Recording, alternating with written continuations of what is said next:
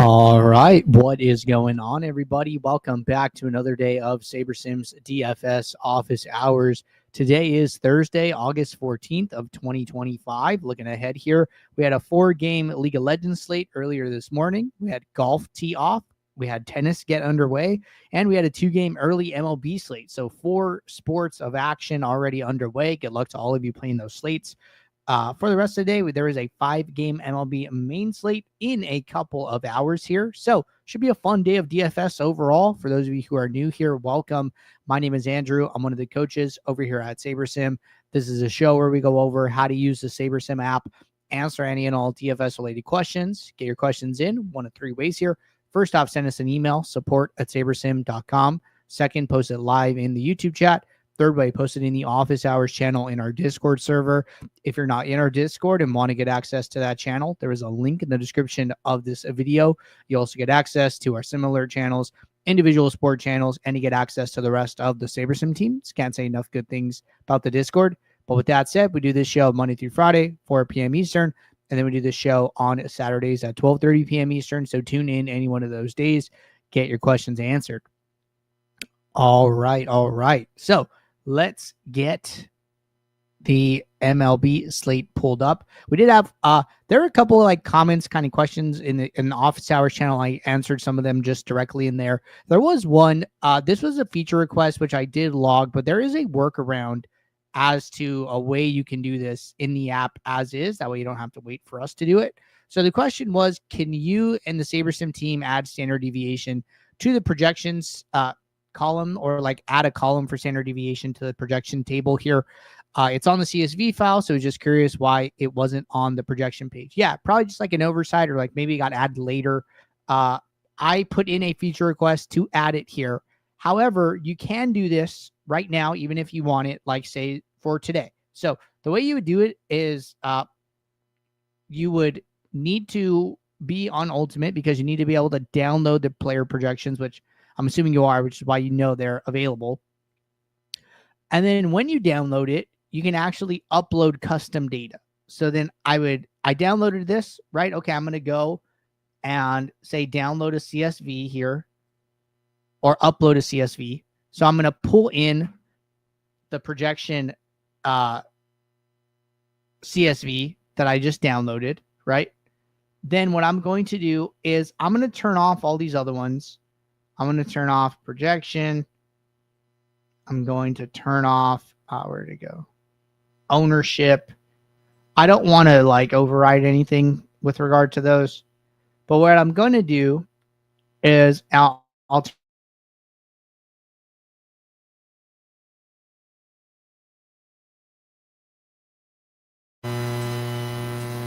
okay, max exposure is off. All right, so then now I'm going to scroll over, and then I'm going to find the standard deviation. Okay, here it is. So these are the standard deviation columns. They are the standard deviation of the fantasy points for the player in question here. So let's say, I'm on DK, right? So I want to do the DK one only. Okay, so then what I do is I go to the header for the DK standard deviation column. I go to add custom column. And then it's just going to pull the name. I could change this if I want, right? I can come in here and write a new thing. Let's just say I like it the way it is. Okay, great. I click save. I don't need to name anything. This column is going to appear all the way on the farmost right if it is uploaded as custom data. And then you can drag it over and use it for reference. You can use it really in any way, shape, or form that you prefer to use it. Where'd it go? Oh, it's over here now. So if there's any use. The other thing about like custom data, right? It doesn't just have to be this. It could be some other thing that you want to upload, right? You can use it in like summary stats and things like that. So like if we run a build here, and we're just going to go build 500 lineups. I'm going to let this build run.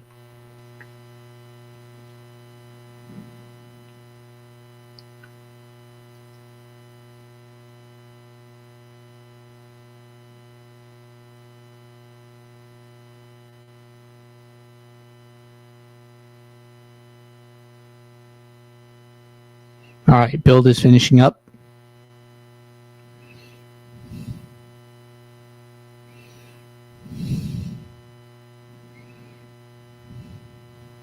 Okay, so we get into the post build. Whether or not the sim run's like not super important for the sake of our conversation here. So let's say that, okay, I want to go in and maybe I want to look at my lineups and I want to create some type of filter based on my custom column. The cool thing here, right, is that it actually got added to our player table by default. It's not summing correctly, but it is like visible. So I can just like make a quick note.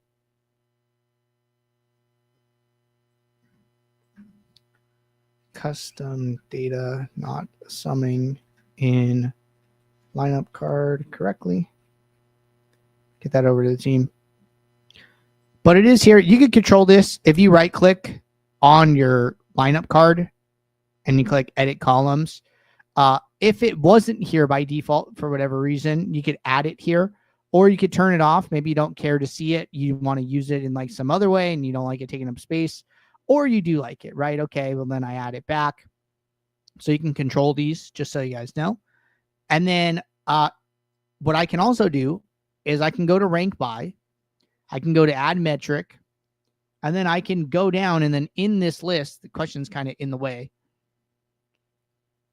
In the list here, DK standard deviation, which is my custom column, is available, right? So, okay, I'm going to create a custom metric and, maybe I want the sum, right? So this will create a custom metric. And then now that we've created a custom metric for it, which I should have named it. Okay, it's this one. And I'll call it DK standard.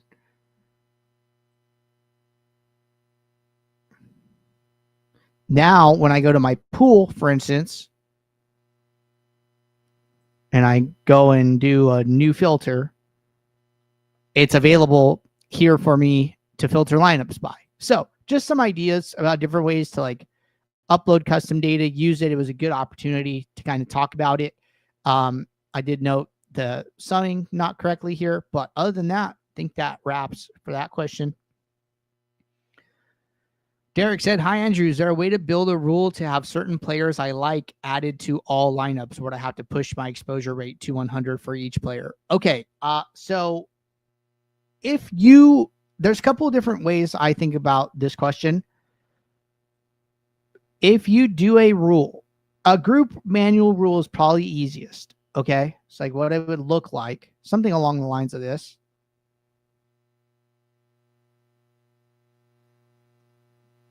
Is I go to rules, I go to group, I expand this, I go to add new rule, I do a group manual rule, and then let's say that there's like a number of players I want, right? So it's going to depend exactly what you're trying to do.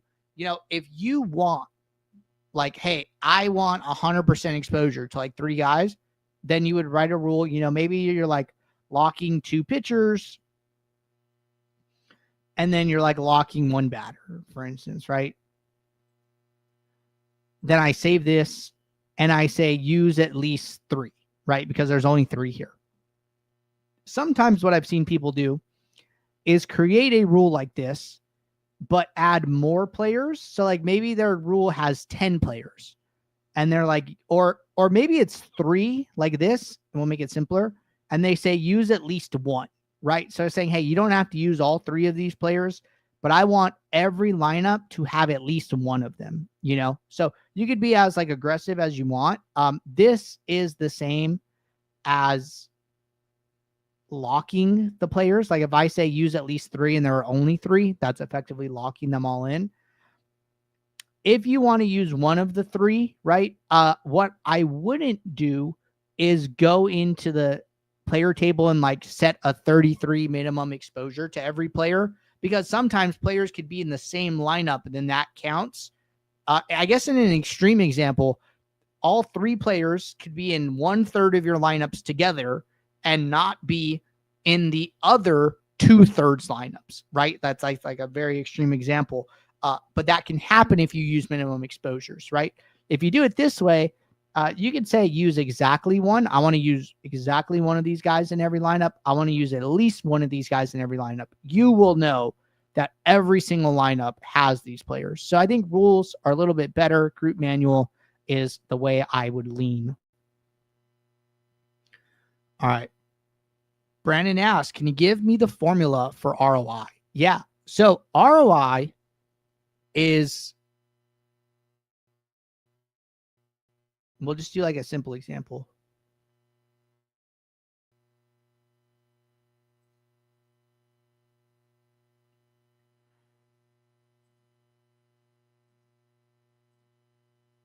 Okay, ROI is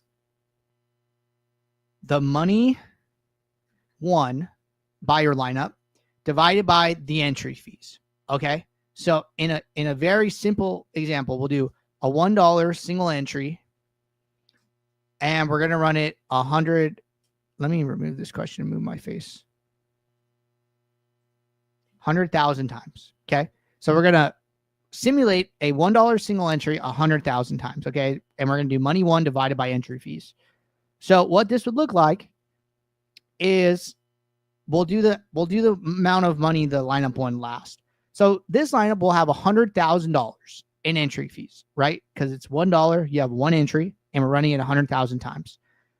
What's going to determine if the lineup is positive ROI or negative ROI is going to be if the lineup won more money than this number or won less than it, right? So if a lineup, for instance, won $110,000 over all the sims, then it would be about 10% ROI.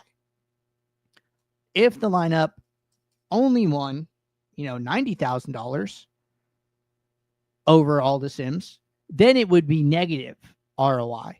So this is effectively how we solve the ROI. We play out the sims, we add up all the entry fees, we add up all the winnings, and then we figure out, hey, did the lineup win more than it cost to play, or did it not win more than it cost to play? So that's a simple example for how we calculate ROI. All right. Demetrius said, good afternoon. Just wanted to say thank you for all you do. And if you can run an MLB demo for the main slate and 2-gamer later tonight. Yeah, we will definitely pick one of those to run a demo for. Let's see if we can knock out some more questions or some of these overlap. Can you run a demo on how to copy someone's process using contest flashback? Struggling with this, to be honest. Thanks. Yeah, for sure. Brandon said, appreciate it, Andrew. You're welcome. Samuel said, good afternoon. When creating a template, will you add ROI metric to it? And does it do the diversification as well as contest sims? Thanks. Okay, so when you create a template,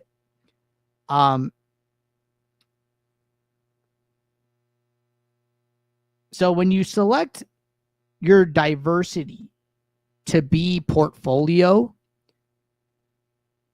or like portfolio plus, right? Like if you have the contest sims, we are automatically going to use the contest sims in that instance. So selecting portfolio means, hey, I want to use the contest sim. So you don't need to do anything extra. Like you don't have to say, it's okay that the rank by is like grayed out and says portfolio and not says ROI.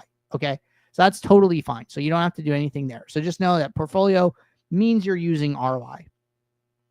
First part or second part, does it do the diversification? Yeah. Okay. I think that covers this question, unless I'm missing a part of it.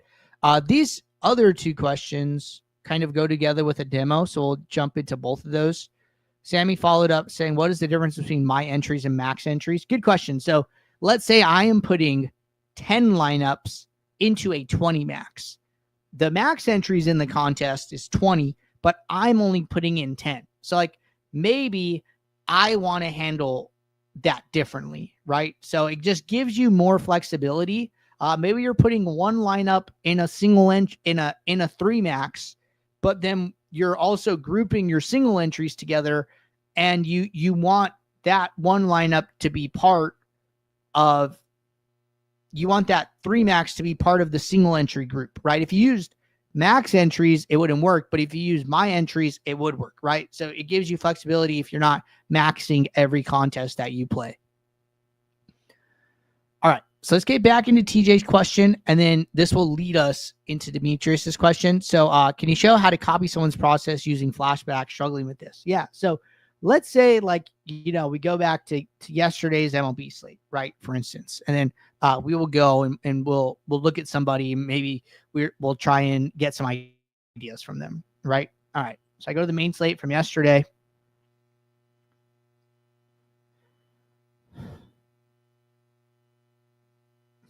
And we go with the contest tab. I think I was testing something yesterday with satellites.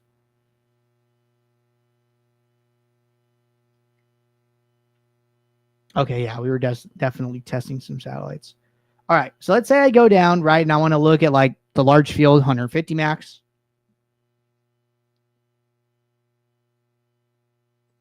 I go over to users. I look at maxers. I want to look at, some of the best players here. And, maybe I come in here and I'm looking at for some names I know. Maybe I decide to click on Shady advice, right? Okay. I want to study Shady's lineups and I want to see if I can learn something. And I want to try and apply it to this slate. Okay. So I go to projections. I go to stacks. One thing that stands out to me, very, very quickly, he's playing a high amount of 5-2 stacks, very, very high amount of 5-2 stacks. Okay. Cool. We come in here, we look at other stuff. Played some Dodgers, a little lower on the Mets, Tampa Bay. I don't think there's anything too crazy here. How did he handle pitching? Let's go actual own. Didn't do anything too crazy here. He has fair exposure to a lot of the top guys. Was over on Walker Buehler. So for me, right, the biggest thing is the 5-2 stacks. Okay. All right. So we see Shady's playing a lot of 5-2s. And then we'll couple this with a different demo that we've been talking about all week, where we talk about giant squid and he's fading a lot of the top pitchers. So let's say I want to study two players and I want to take aspects from their builds and I want to apply them to mine, right? So the two things I'm going to do is that I want to try and play more 5-2 stacks like Shady, but I also kind of want to take Squid's approach of being a little bit under on some of the chalkiest pitchers. All right. So how would I do this? So I'm going to go over the main slate for today.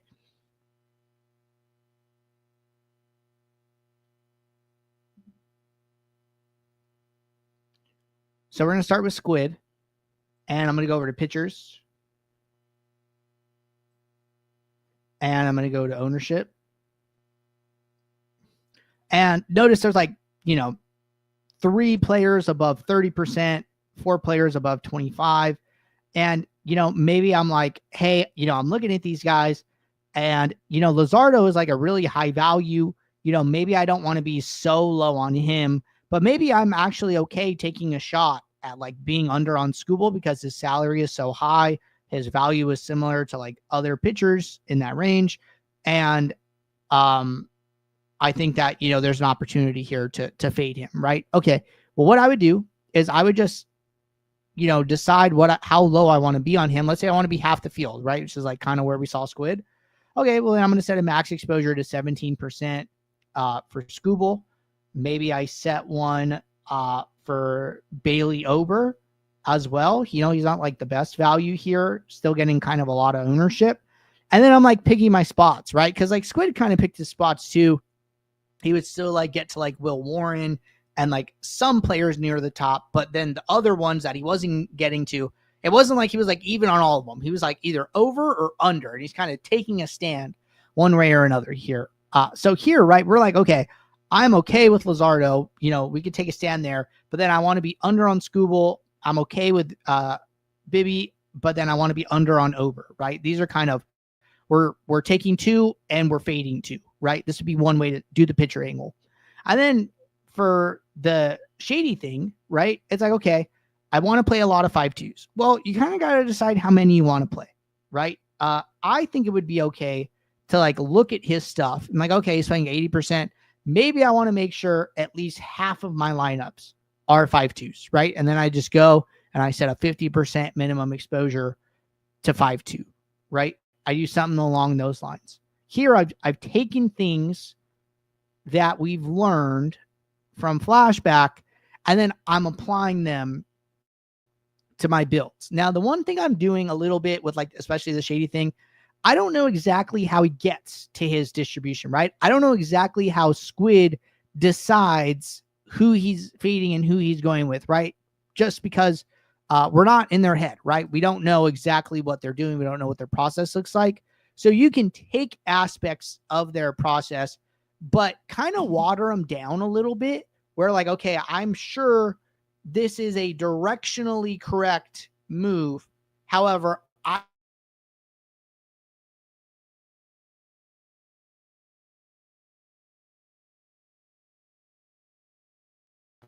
or really like the point where, maybe this isn't a good decision. So I'm conscious of like what they're doing. I'm trying to apply it, but I'm trying to be a little bit careful, right? Especially if you're like doing this for the first time, maybe you haven't had a lot of success doing this. So we're taking it, but we're applying it slowly, right? Very, very slowly. So here we built just 500 lineups for this demo. And then our sim is running. So we'll let this run. We'll let the diversifier run.